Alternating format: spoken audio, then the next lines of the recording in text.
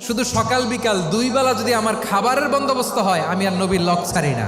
আমার আনসার সাহাবারা ক্ষেত খামারের কাজ করতো, আমার মুহাজির সাহাবারা ব্যবসা করতো, আর আমি নবীর সাথে সাথে থাকতাম। 5374টা হাদিস তিনি বর্ণনা করেছেন।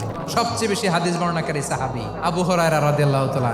বিড়ালের বাবা কি করতেন? খালি হাদিস মুখস্থ করতেন। হাদিস প্রিজার্ভেশনের কাজে বিশ্বনবী ওনাকে কাজে লাগিয়েছেন। উনি একদিন বলেন, ইয়া রাসূলুল্লাহ আসমাউ মিনকা কাসীরান ফালা আহফাজু। নবী অনেক কথা শুনি, আমার মনে থাকে না। বিষ্ণু বললেন, তাই তোমার চাদরটা বিছাও। আবু হুরায়রা বিছালেন। বিশ্বনবী হাত বুলায় দিলেন। এরপরে অনেক হাদিস বর্ণনা করলেন। আবু হুরায়রা বলে, তারপর থেকে বিশ্বনবী যাই বর্ণনা করে আমি শুনি আর একটাও বলি না। এখন সুবহানাল্লাহ। বিশ্বনবী ওনাকে নবীর এই যে লক্ষ্য হাদিস প্রিজার্ভেশনের এই দায়িত্ব দিয়েছেন সাইয়েদনা আবু হুরায়রা রাদিয়াল্লাহু তাআলা। আপনারা কি খেয়াল করেছেন কত বড় চৌকস ট্যালেন্ট হান্টার ছিল আমার নবী? এক একজনের এক এক ট্যালেন্ট, এক একজনকে এক এক দায়িত্ব দিয়েছেন, এক একজনের প্রতিভাকে এক একভাবে বিকশিত হওয়ার সুযোগ দিয়েছেন। আওয়াজ করে বলেন ঠিক কি না?